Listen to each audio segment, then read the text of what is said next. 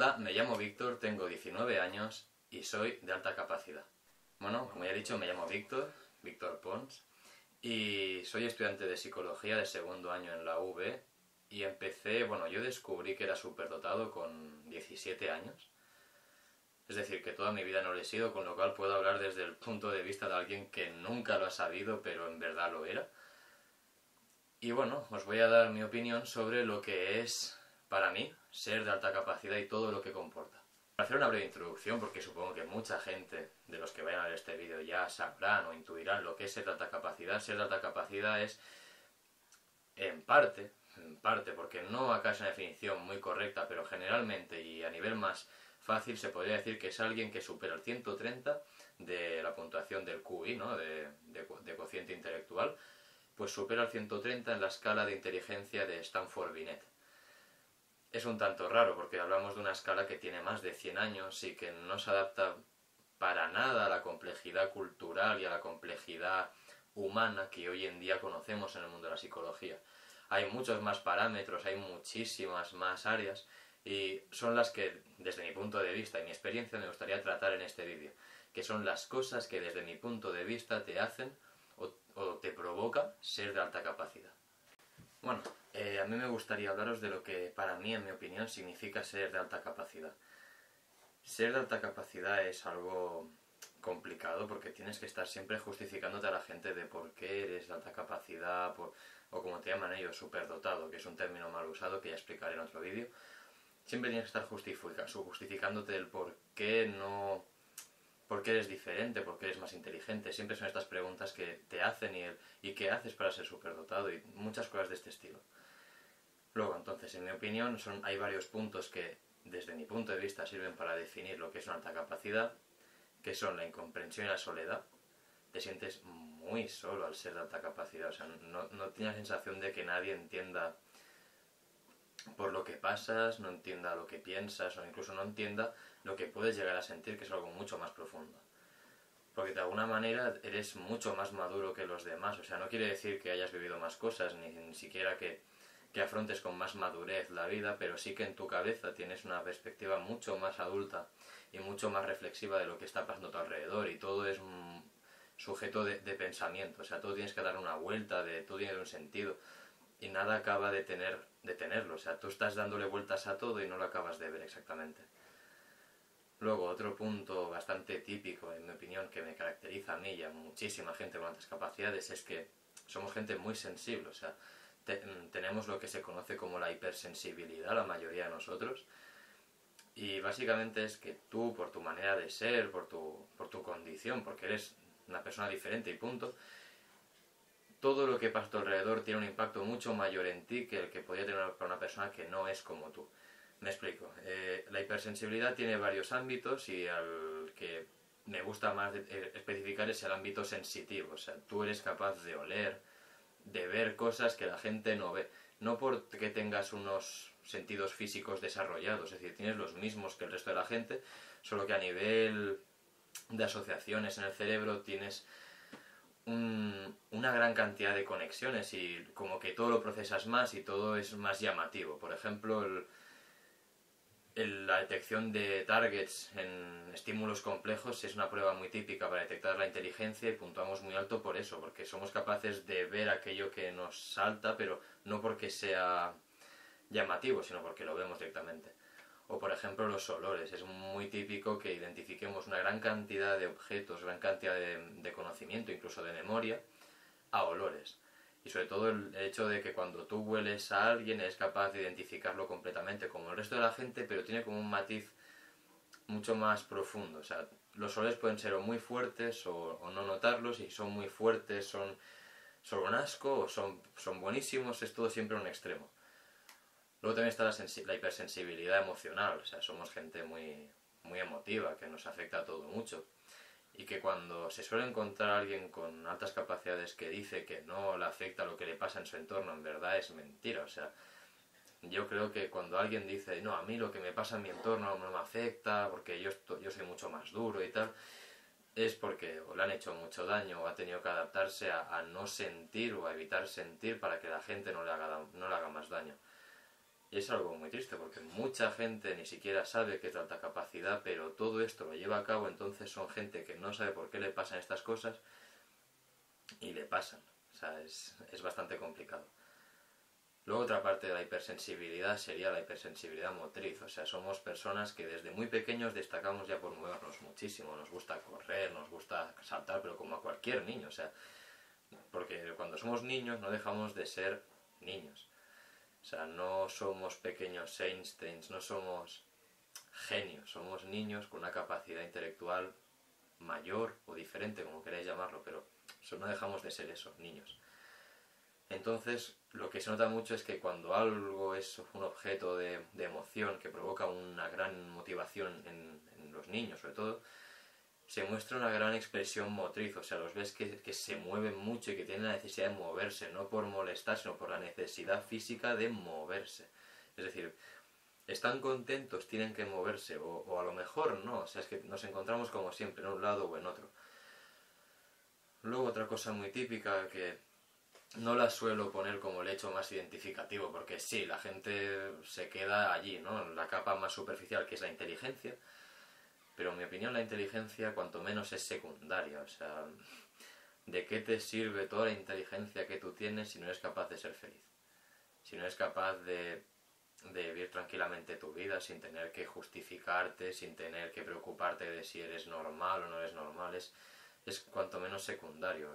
Debería valorarse, de ser importante, por supuesto, o sea, sobre todo a nivel educativo. Si tienes un niño con un potencial intelectual tremendo, trabájalo, no lo olvides, no lo pierdas. Es como el que encuentra un diamante y en vez de llevarlo a pulir, lo tira porque no brilla. Es cuanto menos insultante. Pero lo que decía, o sea, la inteligencia es algo que se nos achaca siempre, de que somos gente muy inteligente y sobre todo típico de, pero si tú no pareces superdotado, si tú no pareces inteligente. A lo mejor ser 24 horas al día, durante 7 días a la semana, toda tu puta vida siendo el chico más inteligente, el que se lo sabe todo, el empollón, aunque no estudies, eres el empollón porque te lo sabes.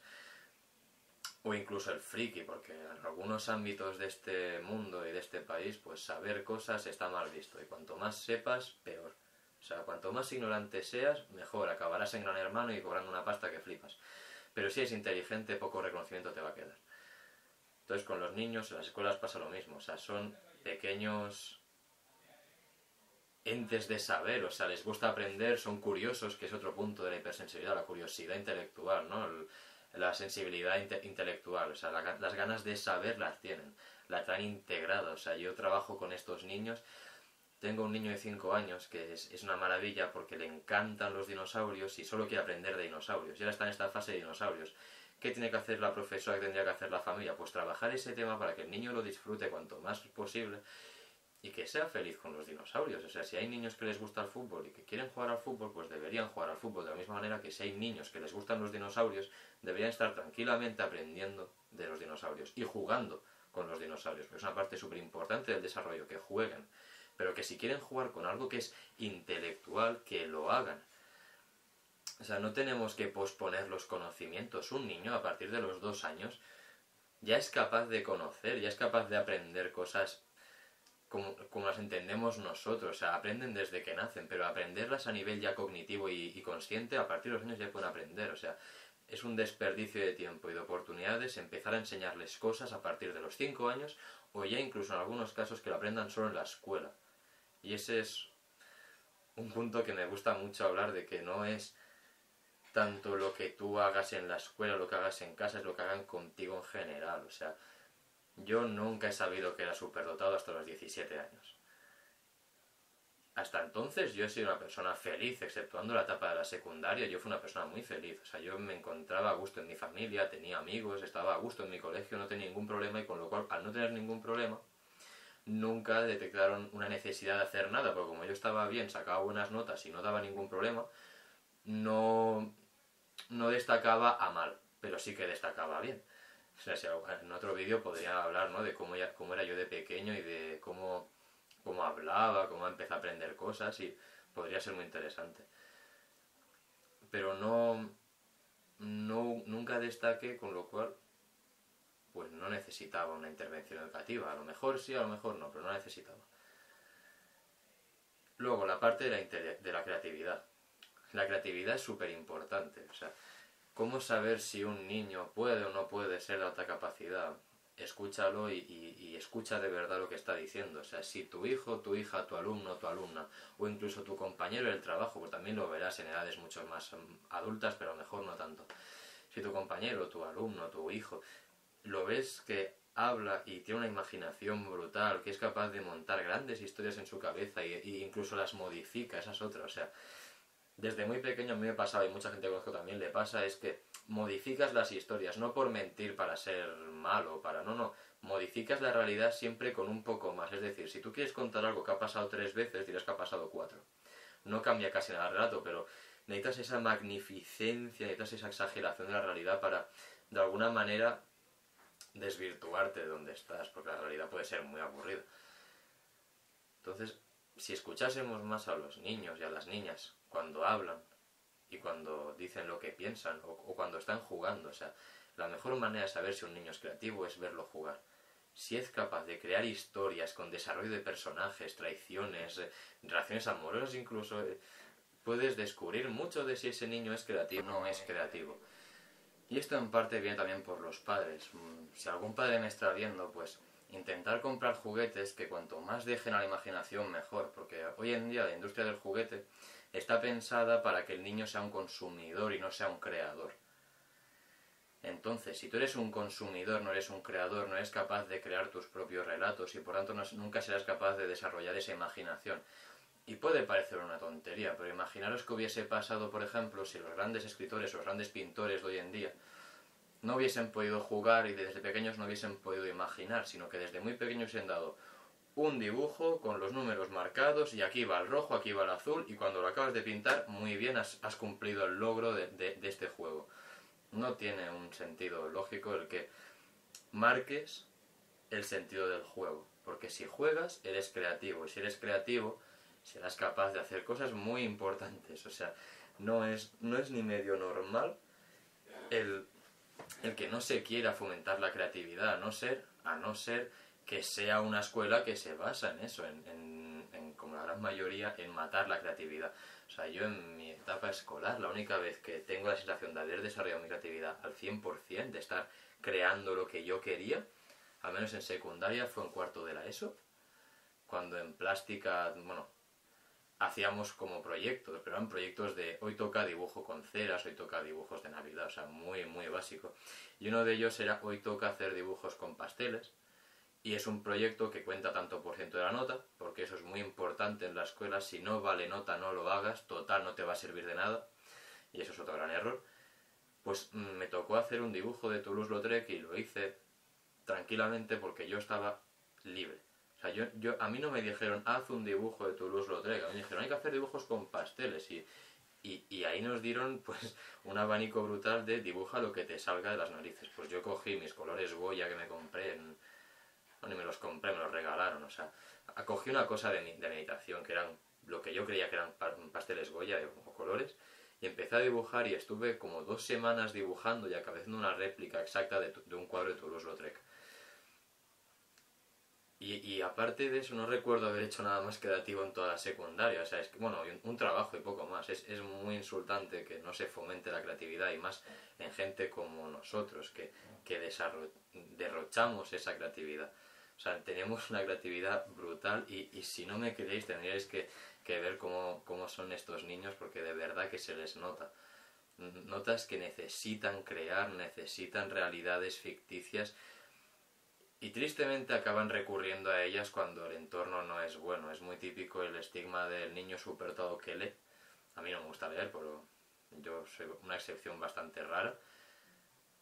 Leer es algo normal, o sea, cualquier persona puede leer y le puede gustar leer y no es más que cultura que vas adquiriendo tú. Pero en muchos casos, gente con altas capacidades y unas malas relaciones sociales, o incluso gente que no tiene alta capacidad pero que tiene una mala relación social y que no son aceptados por el grupo, necesitan evadirse a mundos de fantasía para de alguna manera disfrutar de las relaciones que crean en los libros. No sé, es un tanto triste, pero es muy real. Luego otro punto es la parte de frenarse y la de hablar rápido. O sea, a lo mejor estoy hablando muy rápido y este vídeo va a durar mucho, va a durar muy poco, no lo sé, pero yo soy capaz de hablar muy rápido porque mi cerebro va muy rápido. Y si no hablo más rápido es porque mi lengua no me lo permite, si no lo haría aún más rápido. Y lo que me doy cuenta es que cuando yo estoy hablando con gente normal, cuando hablo con gente, con mis padres, con mis amigos, con lo que sea, pues normalmente como que me trabo hablando y no acabo de llegar a lo que quiero decir o me equivoco. Pero me doy cuenta de que me equivoco bastante, o sea, tengo una revisión muy bestia de cómo hablo con la gente y me doy cuenta de que muchas veces me equivoco, digo palabras sin sentido, incluso me como frases. Es decir, yo estoy hablando y una palabra como alunizar, pues la quiero decir tan rápido que no me sale y digo otra cosa y no es normal. Puede ser dislexia, puede ser algún trastorno de estos, a ver, no lo creo. Porque yo soy capaz de hablar tranquilamente frente a una cámara a una velocidad relativamente rápida y no tengo ningún problema de lenguaje. O sea, no es que tenga yo un problema, sino que a nivel de relaciones intento hablar mucho más rápido por la emoción que siento de hablar con alguien y me pierdo. Entonces, es otro punto que caracteriza bastante el ser de alta capacidad, tener que hablar siempre más lento para que los demás te entiendan. No porque los demás sean más tontos y entonces mira qué gólatras que son superdotados, que es que siempre quieren ser mejores, no. O sea, simplemente tú hablas mucho más rápido que otra persona y tienes que adaptarte a su ritmo. De la misma manera que si vas a hablar con alguien que no habla tu idioma, tienes que adaptarte a él. Entonces, no es raro, no es déspota, no es ególatra decir que hablas menos rápido, porque simplemente haces eso, hablar menos rápido y ya está, no quiere decir nada. Y luego otro punto es el descontrol, y con el descontrol me refiero a la extinción emocional.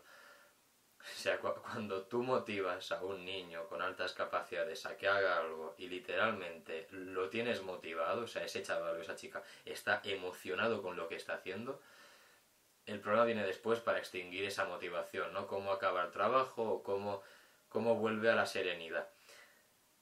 Por mi experiencia se podría decir que tenemos una extinción emocional bastante deficiente porque somos como una montaña rusa, o sea, todo lo que te pasa es por algo y todo lo que te pasa no es flojo, es muy intenso, o sea, para otro vídeo que voy a hacer me guardaré el tema de las altas capacidades y el amor, o sea, no hay nada más loco que tener un cerebro como el que tenemos y unas emociones como las que podemos llegar a sentir y enamorarnos, porque entonces nos vamos ya a niveles de complejidad emocional que no son ni medio normales. O sea, tenemos unos vínculos, unas relaciones tan intensas que en cuanto se acaban duelen muchísimo y lo pasas muy mal.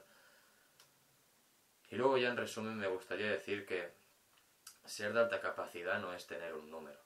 Ser de alta capacidad no es ser 130, no es ser 140, no es ser un 200.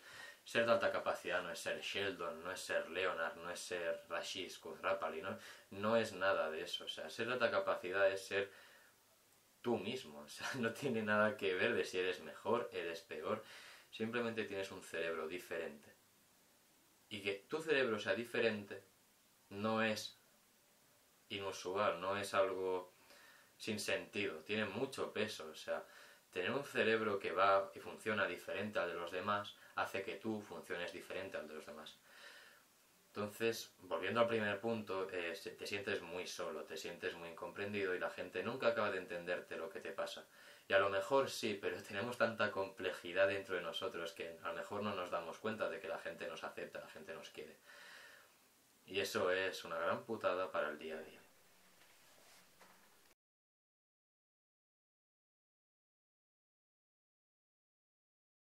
Para terminar me gustaría decir que quiero que seáis bienvenidos a mi canal, que espero que sea algo constante, que no sea un vídeo y ya, sino que quiero hacer una serie de vídeos hablando de este tema desde mi punto de vista, desde el punto de vista más psicológico y trabajando ya también con las familias y los niños, o sea que espero que esto sea el principio de algo muy grande, que sea el principio de algo que pueda cambiar las cosas y que si os interesa me contactéis por redes, me enviéis vuestros mensajes y que de alguna manera intentemos cambiar esta realidad, ¿no? De que ser de alta capacidad no se resuma a incomprensión y soledad en la mayoría de los casos, sino que se resuma a aceptación y normalización. De que un niño, por nacer superdotado, por ser más inteligente, por lo que sea, no tenga que sentirse solo, ni diferente, ni mal, sino que se pueda sentir lo que es, que son niños. Así que bueno, me despido y muchas gracias.